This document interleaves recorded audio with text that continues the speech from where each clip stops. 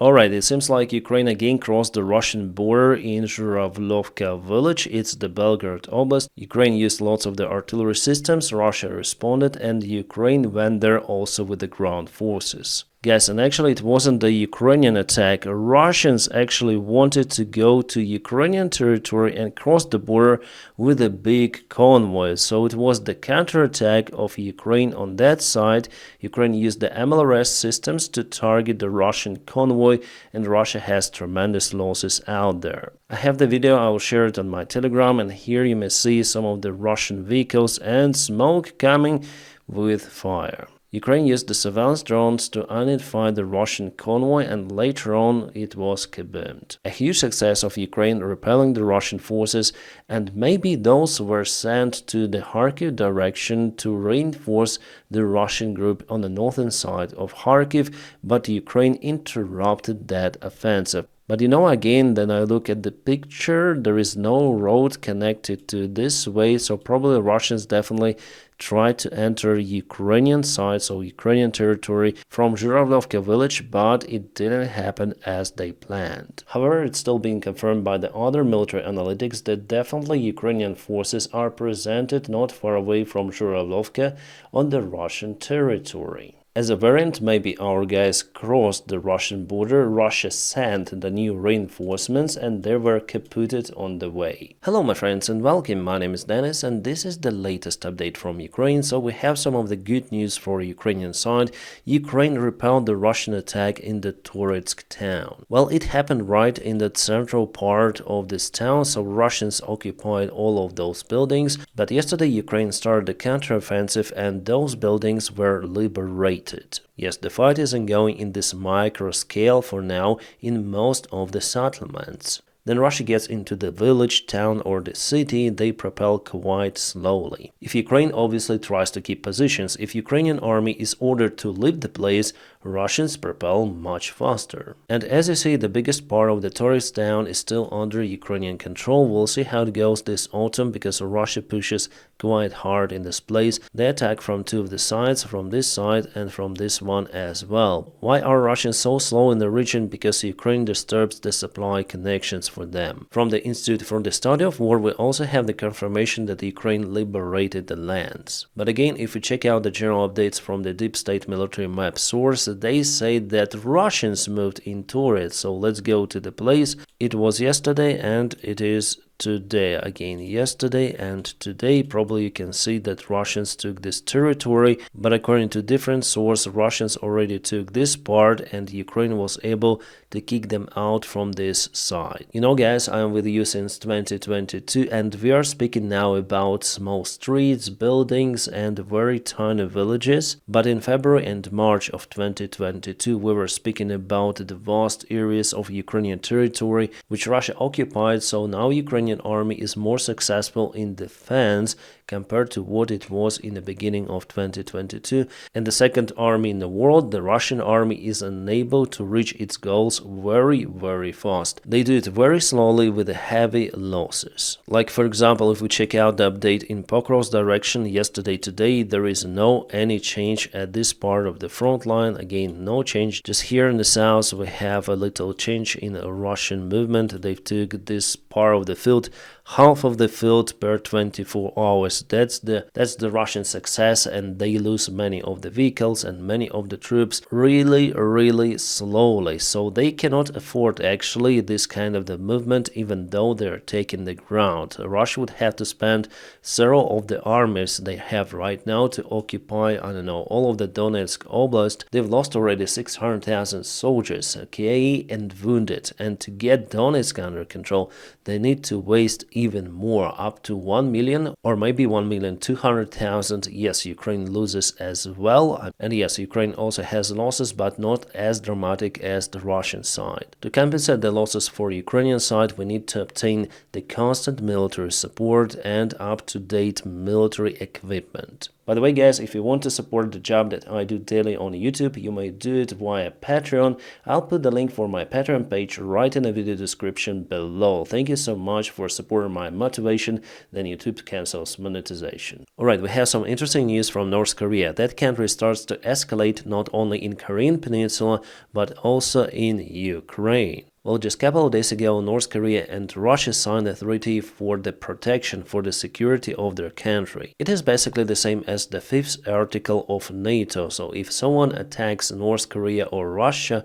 the other country should help. Well, probably Russia is going to use this step to excuse the presence of the North Korean soldiers in Ukraine. And we actually have the report from the Ukrainian state government media source that North Korean soldiers are already deployed in Russia for the training, and they will join the Buryatia battalion. For now, North Korea sends 3,000 people. It's just the beginning. As assumed, the North Korean battalion could be involved in direct fights against the Ukrainian army on the Russian territory of the Kursk Oblast. Currently, those soldiers are equipped with small arms and light ammunition. Well, on my Telegram channel, I already shared the opinion of one of our officers, yes, of Ukrainian army.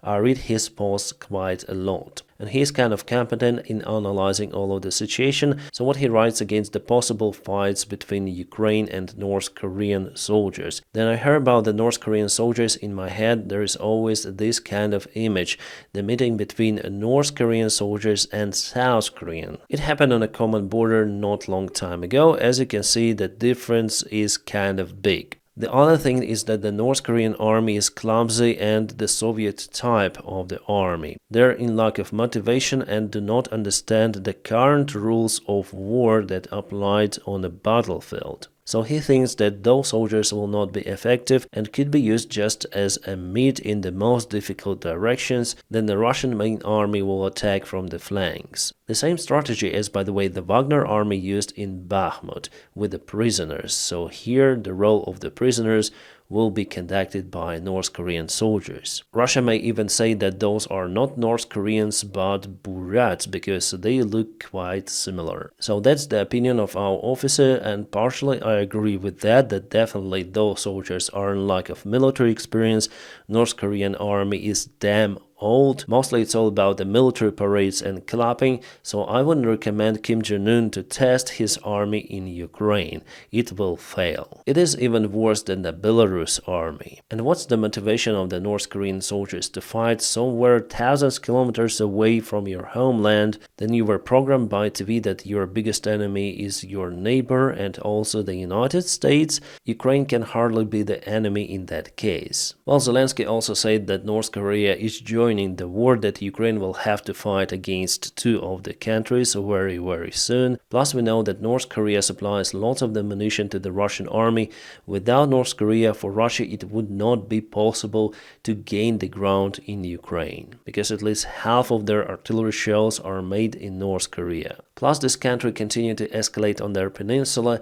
Today they kaboomed their own roads, which were leading to the South Korea. The interesting stuff that those roads were not being used, but nevertheless North Korea blown them up. They presented the videos and they are shared by all of the media sources, so you may find those out. And of course Donald Trump used the situation in his favor. On his media source Truth, he wrote that North Korea just blew up the railway going to South Korea. Here we go, this is bad news, only Trump can solve it. But the thing is that Trump tried to make a deal with North Korea, but it didn't work. North Korea doesn't need any kind of the economical deals. For Kim Jong-un, keeping his society poor is a great thing actually, because the poorer they are, the better it is to control them. I mean, from all of the sides in dictatorship regime, it's the easier thing to do. If you have enough funds, if you have something to eat, you start to ask questions.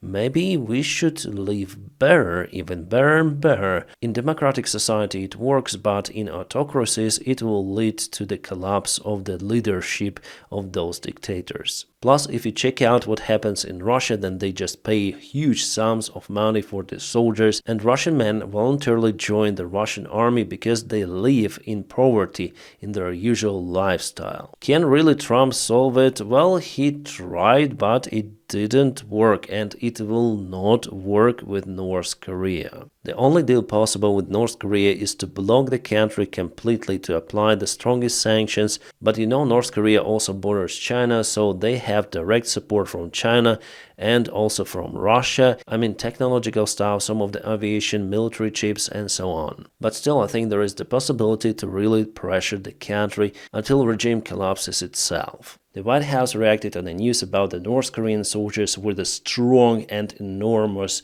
concern. Yes, they say that they are concerned about the case. The United States is concerned about reports of the North Korean soldiers fighting for Russia. It signals a significant strengthening of the ties between two of the countries. Mr. Matthew Miller, is there anything stronger than just concern? Maybe at least some of the new sanctions? But you know, it's all about the strength. Who is stronger always wins. So United States should be stronger, I guess, in this case. And we also have the report about the massive strike on the Russian training facility. Ukraine used ATACMS in this case with the cluster munition, and cluster munition covered everything around. It is hard to say for now where it happened, probably on the southern part of Ukraine or in the east. Could those be North Korean soldiers there?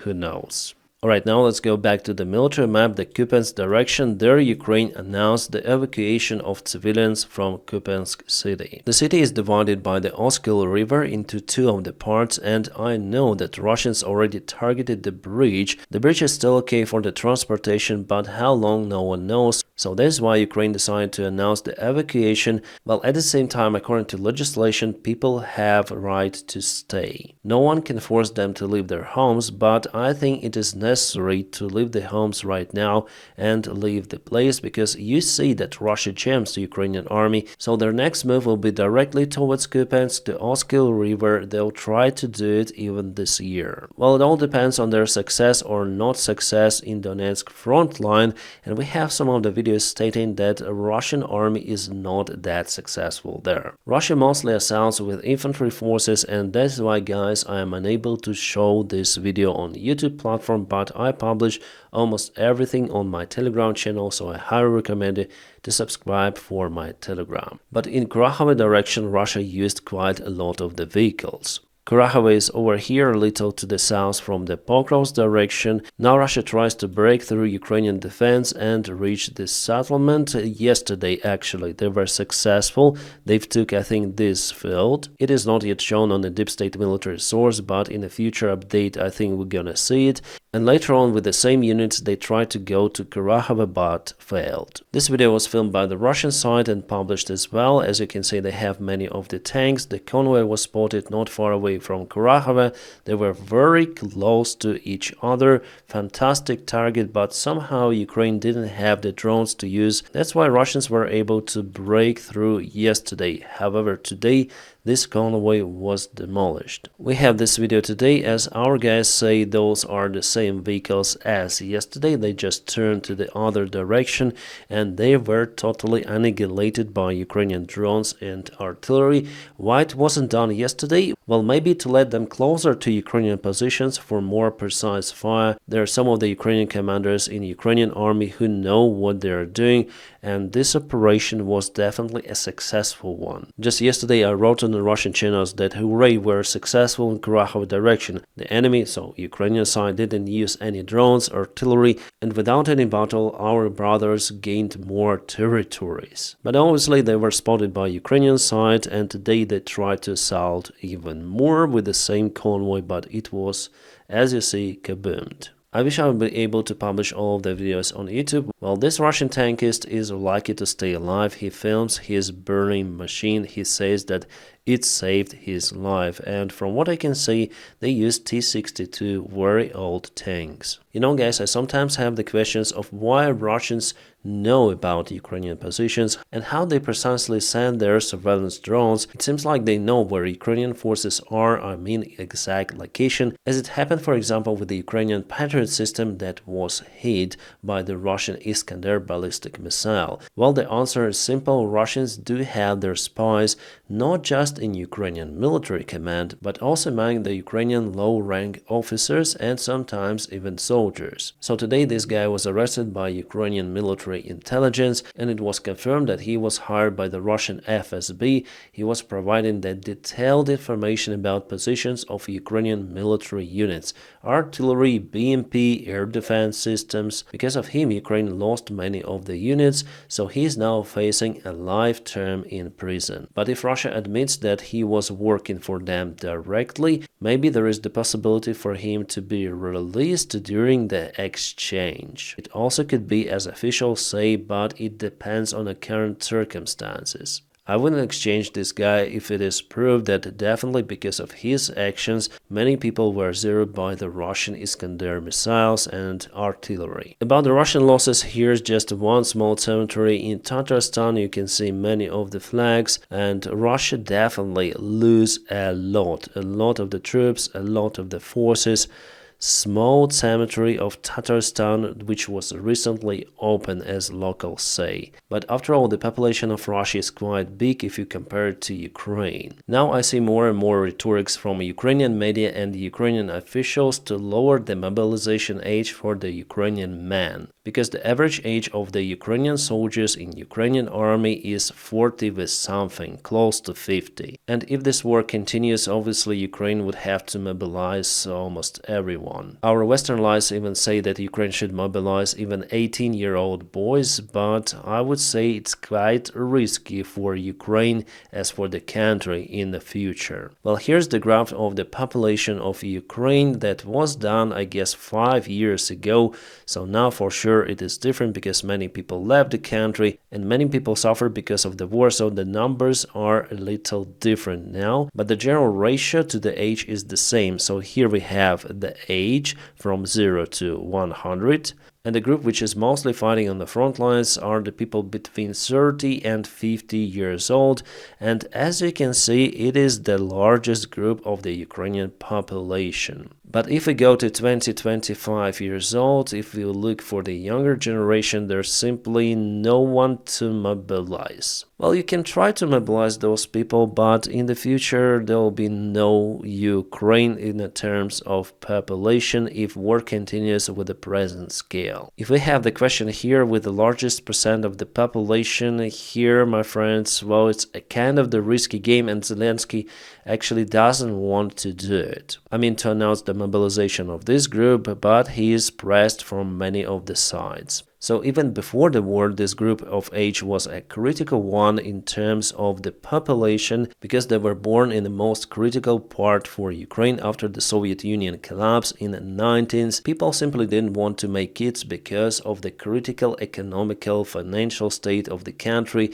and their own. Well, after several years it was more or less okay, but then again dropped. And now the death rate in Ukraine is the highest in the world, and the birth rate is the lowest in the world from all of the countries. So who will live in Ukraine after the war is over? Women, but they cannot reproduce. And this graph, well, those are basically interconnected. And if our allies say, okay, Ukraine, you need to mobilize your younger generation because you have to fight against the Russian aggression, yes, we understand that, but give us the best of the best weaponry, give us everything for fight, and then ask Ukraine to mobilize the younger generation, because after all, without any weaponry, we cannot use our guys in a stupid mid-waves attacks like Russia does. For Ukraine, it is way more critical to save its people. That's what Ukraine is concentrated about, should be concentrated about. Because after all, we don't need to deoccupy the territories if there will be no one to live on those. So what is the proper thing to do in Ukrainian army? Well, first of all, raise the allowance for the soldiers. And maybe people from other countries will also come more to fight in Ukraine for Ukrainian army. I mean our Ukrainian Foreign Legion. I'm sure that if we put the salary as, for example, Russia pays for its soldiers, soldiers, yes, there will be more people. The other thing is to provide more vacations for Ukrainian soldiers. Then they are on the front lines for many months. It's getting hard for them in a mental way and in a physical. Then they go home for at least 2 or 3 weeks. For them, it's much better. I heard that our soldiers complain a lot about that stuff. You may think that Ukraine is in lack of the manpower and it cannot allow vacations for the soldiers, but at the same time Ukraine needs to maintain soldiers' motivation. And what motivation you may find just being on the front lines, fighting, days, weeks, months without seeing your loved ones.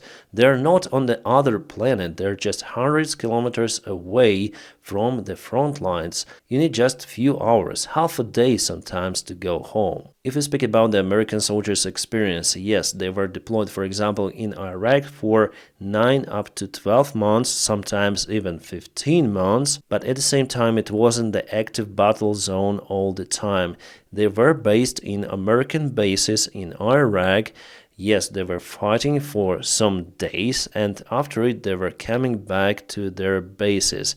In Ukraine, our guys are mostly fighting all the time. And the rotation in this case is must have, because our guys are definitely exhausted. The one thing is, if you are in a base, in a comfortable environment, you have shower, you have everything, but the other thing is to be in the field for unlimited period of time. It is just madness. And the other problem with the current Ukrainian mobilization is that the rich boys do not fight. That's the big difference, for example, between the Ukrainian army and Israeli one. In Ukraine, there is a corruption. If you don't want to fight, you just pay a huge sum of money and you do not fight. Or if you have connections, if you are, for example, prosecutor, member of parliament, or a friend of member of parliament, yes, those do not fight. The highest social rank of the soldier who lost actually his life during this war was the mayor of Uman. And actually he was in opposition to the current Ukrainian government, but he went to the war because he loved Ukraine. And he went there as a volunteer. There was a big report about him filmed by one of the Ukrainian journalists. I watched that video. Unfortunately, it's in Ukrainian, so I'm saying you the things as they are. In the Israeli army, for example, it's the total different picture. It doesn't matter who you are, you go and serve. And the attitude of government there to its soldiers, I would say much better compared to the attitude of government of Ukraine. Well, I may list you many more reasons of why, for example, Ukrainian mobilization campaign mainly failed and why Ukraine really struggles with the manpower right now. But the main reasons are already listed for you. So there should be less corruption. Yes, you cannot get rid totally of corruption in any of the country, but for sure it should be lowered a lot in Ukraine. The best of the best military equipment and rotations, and also I guess in the best variant it's better for our soldiers to have limited serving time. Yes, even during the war, limited serving time, like for example 2 years or 3 years, because even for example Russian prisoners, they usually have half a year to serve in the Russian army as a meat, and if they survive, they're released to the Russian society, where they usually continue to do their terrible stuff, and they get in prison again, and then again they go to this war. It's the endless circle. But Ukrainians behave differently, and you understand that, so our soldiers should have more time to spend with their families, and our guys should understand that it's not forever, for their entire lives that they're in Ukrainian army. Well, that's what they say. Well, guys, I'm not making up those figures. That's why Ukraine actually has losses as well. Morale absolutely should be boosted because they lowered for the last year quite a lot. One more trouble for the Russian army in the Kursk region, that someone put those pyramids right on the road, on the highway. And for the last week alone, Russia lost at least 7 of the vehicles which hit those pyramids on speeds more than 100 kilometers an hour. Yeah, they drive very fast during the night time. They use the dim lights on their cars. That's why they do not see those pyramids. Mostly those cars were vans with Russian soldiers inside. So totally for the last week, Russia lost at least 40 of the troops, as Russian Z military bloggers say. And they stated that those losses are really heavy, more than they used during the FPV drone strikes for an entire day. But in general about the Kursk operation, well guys, you know my opinion. I think it reached its limits already, and Ukraine in the best case should concentrate its efforts on defending Sudzha and nearby settlements with a short supply shoulder. But here I think it's just a great risk for the Ukrainian soldiers being in this area, and Russia obviously may use more reinforcements in attempt to cut entire Ukrainian group in this area. So indeed it was a great tactical success of Ukrainian army, but now Ukrainian military command should absolutely rethink this situation to evaluate it properly, to have as less losses as possible, and maybe it's time to partially leave that area if there is no perspective for the future assault in the Kursk region. Because this cannot continue forever. Like Ukraine has losses in the Kursk region, Ukraine used the best of the best forces, and for example Challenger 2 tanks, and this is the third of the tank that was filmed by the Russian media service in the Kursk region, so definitely Ukraine lost one more Challenger 2. Yes, Challenger 2 is a great tank, but it is useless against some certain weaponry like artillery or the anti-tank systems which Russia uses sometimes even on their helicopters. But we have some good news from, for example, Magyar drone unit. They demolished some of the Russian tanks, also in the Kursk direction. And Ukrainian artillery hit the Russian Grad MLRS, also in Kursk. So both sides have losses. Russia has more as usual, but judging on the vehicles Ukraine uses in Kursk, this operation was #1 priority for Ukrainian military command. My friends, anyways, I'm gonna keep you updated, and now please don't forget to press your huge like to this video. By doing so, you help me a lot. And as usual, I wish you all a peaceful sky wherever you are, and have a great time.